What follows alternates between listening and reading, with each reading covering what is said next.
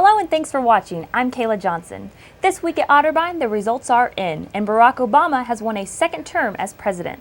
Several Otterbein students have been heavily involved in the campaigns for both President Obama and Governor Romney.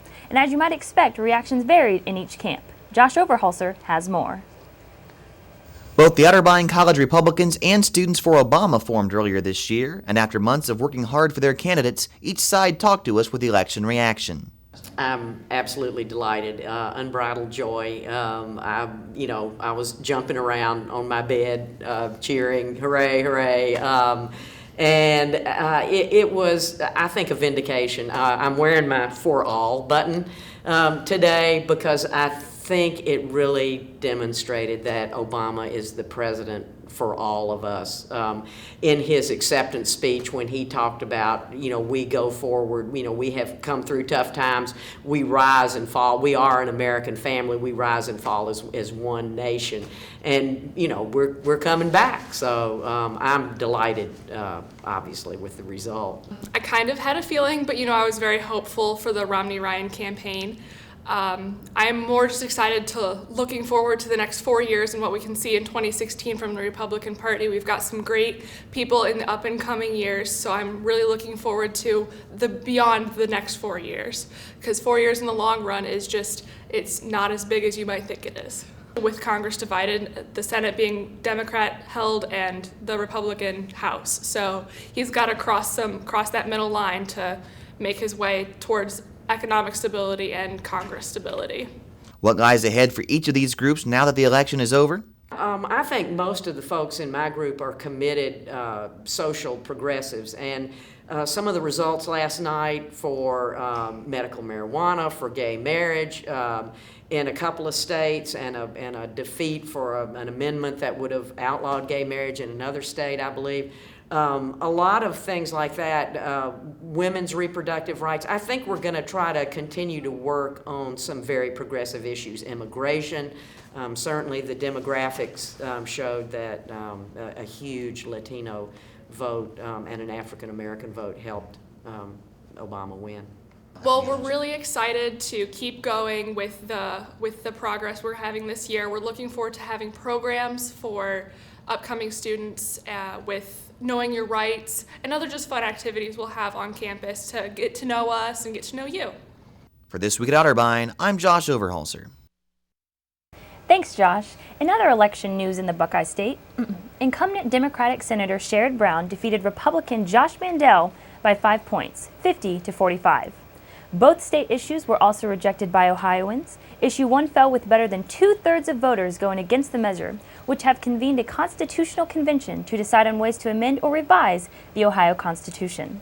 Similar numbers went against the much more publicized Issue 2, which would have created a new citizen commission to draw districts in Ohio. Locally, Republican Congressman Pat Tiberi will be heading back to Washington as the defeated Democrat Jim Reese 63-37. To take Ohio's 12th district. Westerville's also approved 4 out of 5 liquor options as voters gave the okay for Sunday sales at Snowco on State Street. Weekend sales were approved by just 3 points at the Speedway location on State Street, while Sunday sales were rejected by the same margin. In Blendon Township, voters gave the green light for alcohol sales on both weekends and on Sundays to the proposed Puerto Vallarta restaurant. The Tunnel of Oppression is a visual learning tool used to teach people about various situations that others may be going through every day, giving people a glimpse into a life that they may not even know exists. Senior Jasmine Flo tells us what we can expect to see in this year's event. The theme is Rethink Your Role, and some of the rooms, there's going to be interracial relationships, there's going to be GLBTQ, there's going to be hunger, I think by the CCE, I'm not really sure, and the GLBTQ is really going to be the one that really hits home for a lot of people, because you're going to see how that community, I wouldn't say suffer, but what they go through on a daily basis from other people that don't have an open mind about what their community stands for. The event is being held in Davis Annex. Tours begin at 4 p.m. on Thursday, November 8th and run until 7 p.m. Tours will also be going out on Friday, November 9th from 1 to 4 p.m. All tours will be starting at the Reich Center and will be leaving every 15 minutes. This is an FYE approved event. The annual Up Till Dawn letter sending party will be held Thursday, November 8th in the Campus Center Lounge from 5 until 10 p.m. Up Till Dawn is a student-led organization that raises money for St. Jude Children's Research Hospital. Senior Public Relations Chair of the event, Kaylee Whipple, tells us how the event benefits St. Jude's. Yes, the letter sending party is a great way to get involved because it not only helps the kids of St. Jude, but it also gets St. Jude aware to the students at Otterbein. And basically the letter sending party it's a really fun event where the students of Otterbein just sit around and write letters to family members and friends and anybody that they can think of to ask for money for St. Jude for those kids with cancer. No family is ever denied any service at the hospital because those kids need help and they're there to help them. So it's a great way to get involved. Goes directly to St. Jude's Research Hospital. To participate in this event, you can register at myuptilldawn.org. The event will have free food and entertainment throughout the night. All are invited to attend. We've all seen the suffering going on in the Northeast with Superstorm Sandy, and Otterbein is working to help those still in need. Your department or organization can help by putting together a Church World Service emergency kit. The completed kits can be dropped off at the Otterbein Chapel or Campus Center by Monday, November 19th. For more information on how you can help and what all should go into the kit, you can visit MyOzone through your Otterbein account or churchworldservice.org. Charles Dickens has been a part of childhood literature for many of us growing up, and one English class at Otterbein is giving students the opportunity to relive those memories. English class 3340 will celebrate Charles Dickens' 200th birthday by holding a roundtable discussion on those topics and more Thursday, November 8th at Java Central from 6:30 to 8.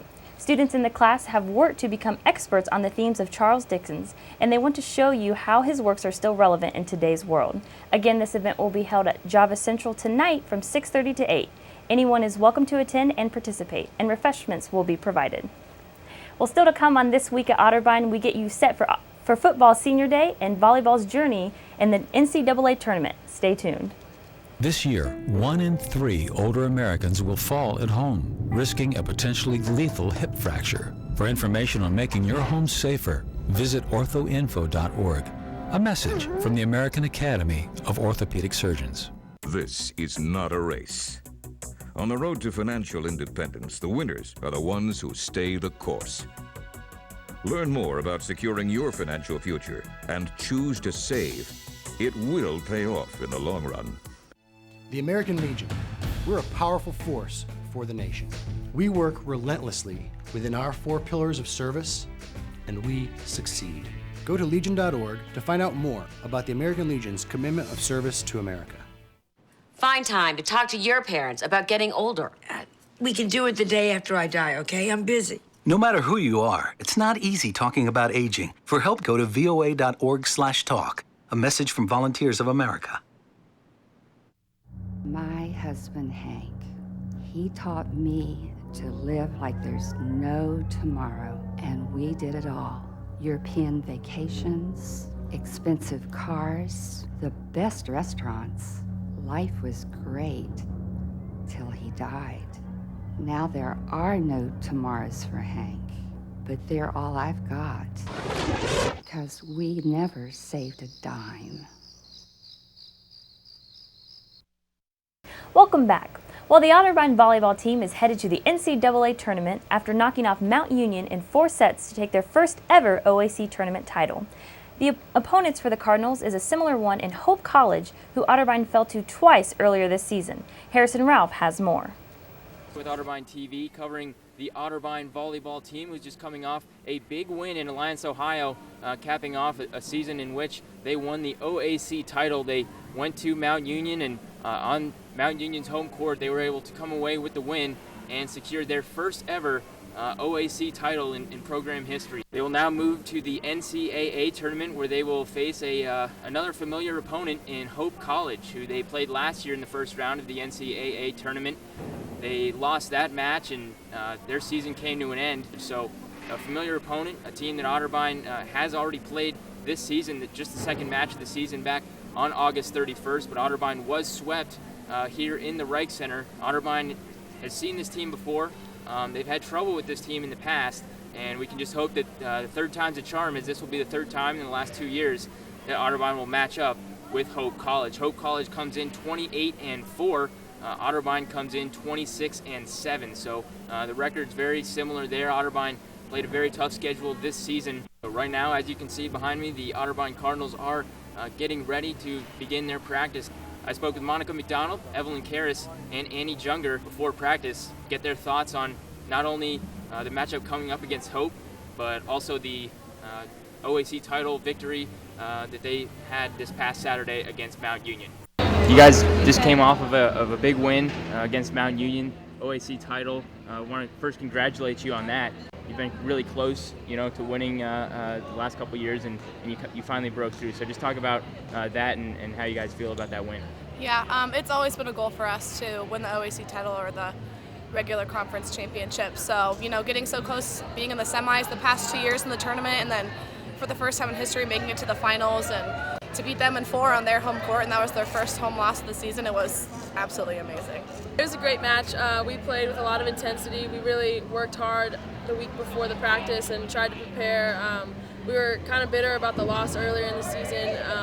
We came out just ready to play. We knew what we needed to do to beat them, and it worked in our favor. The program has never played in that game, and to not only make it that far, but then also take the next step and win it, and our first time ever on that stage, really says a lot for how this team, handles the pressure of big games. And I really think that's a characteristic of this team. I mean, we played as tough a schedule as we ever have here at Otterbein, and I don't necessarily think it matters who we play. And actually, sometimes with this team, I feel like the better the opponent, the more ready we are to come out and compete. That's a top 10 team. I mean, they're ranked number 10 in the country, and I think in games 2, 3, and 4 up there at Mount, we showed that we can not only play with a team, but we can beat a top 10 team. We have already done that this year, and then we just did it again at the end of the season, which means that we're playing really good volleyball right now, which is exactly what you want to see as a coach. And you guys, obviously, you beat Mount Union, but then you look at the bracket, and they seem to have gotten the better draw. How do you guys feel about that, and is that something that you guys think about? I think it's just important to note that the entire region is strong. There's absolutely no question that we have the strongest regional in the entire country. So the way I look at it is you're gonna have to beat 2, potentially 3 really strong teams to get out of the region. The way we're seeded, we're gonna have to beat 3 strong teams. Some other teams might have a little bit of an easier road, but we're gonna have to play that tough match regardless. And honestly, I feel like for this group of girls, like I said, the bigger the match, the more, excited they are, and I think the better they play. So I might be a little nervous if I was playing the team that Mount Union was playing, because like I said, this team just, they want to beat Hope, and I'm excited about that. As of the time of this broadcast, Otterbein lost the first set to Hope and trails in the second. Harrison Ralph is currently in Michigan with the team and will have all the highlights from the game on next week's show. Should the Cardinals be victorious over Hope, they would face the winner of Mount Union and Medaille on Saturday. After falling behind early, the Otterbein football team bounced back to take a 40-20 win over the Pioneers of Marietta last Saturday. In doing so, the Cardinals improved their record to 7-2, while Marietta remains winless on the year. Our Harrison Ralph caught up with head coach Tim Daup and senior wide receiver Trey Fairchild after the game. Head coach Tim Daup, after the big win here at Marietta. Coach, just talk about the beginning of the game. You guys got off to a slow start, but were able to come back. Well, we went right down the score, and we throw a 90-some yard interception. Then we fumbled the ball, unfortunately. It was almost like deja vu from last year. When they jumped out on us, we had a couple turnovers right away, and we had to battle back. I didn't get upset. I called our offense in and said, hey, let's just take a deep breath, relax, and let's get on track. And that's what they did. And that's a sign of a good football team. We weathered the storm. I told them, let's weather this storm. We'll come back, and we did. We scored 40 unanswered, and I'm real happy with them. And Coach, you're 7-2 now. You have one more game left. Talk about what it means for the seniors and the guys that are in their last year. Well, in my opinion, it's the most important day of the year for the seniors. It's all about the seniors that day. We gotta win that game for them. They put in a lot of time, a lot of effort. It is a team thing, but that day is special. It'll be hard for me. I'll probably be choked up quite a bit. My first senior class, So, that'll be tough, but it's all about them. I want everything about them. I want them to win that game and go out as an 8-2 and finish in the top half of the league. Obviously that's the biggest thing. All right, Coach, I know you wanted to give a shout out to the volleyball team, so go ahead. Absolutely, volleyball shout out to you. Great job beating Mount today. OAC champs in the tournament. Here with wide receiver Trey Fairchild. Trey, a big game, over 100 yards and then a touchdown. Just talk about what it was like to get back in the groove after being injured the last few games. It feels great. I just now that I can contribute again, it just feels really good to go out there and help the team out as much as I can. Talk about that touchdown pass. It was a long bomb. Just talk about that play, the play call, and the throw that Ben made. Well, we just call it all goes. We knew we had a matchup with me and just the safety one-on-one, so we figured we'd take advantage of it, and we did. Ben put it where it needed to be, and we scored on it. And talk about this season. The expectations were obviously extremely high. You've played well when you've been healthy. Just talk about your season overall. Well, hopefully we can close it out with a win. It stinks, being hurt and everything, and not being able to contribute. But I think the team has still played well, and we still got a great record. So that's really what's most important. Hopefully we can go out and get a win next week. All right, thanks, Trey. Appreciate it. Thanks, man. Sophomore kicker Nick Gaines was 2 for 2 on field goal attempts and averaged over 45 yards per kickoff and earned OAC Special Teams honors for his efforts. This weekend, the Cardinals will host the Polar Bears of Ohio Northern on Senior Day. Game time is set for 1:30 p.m., and you can catch the game live right here on Otterbein TV. Well, that's all we have for this week's show. On behalf of our entire news crew, who you will see behind me, I'm Kahla Johnson, reminding you to make this week at Otterbein a great week at Otterbein. Thanks for watching.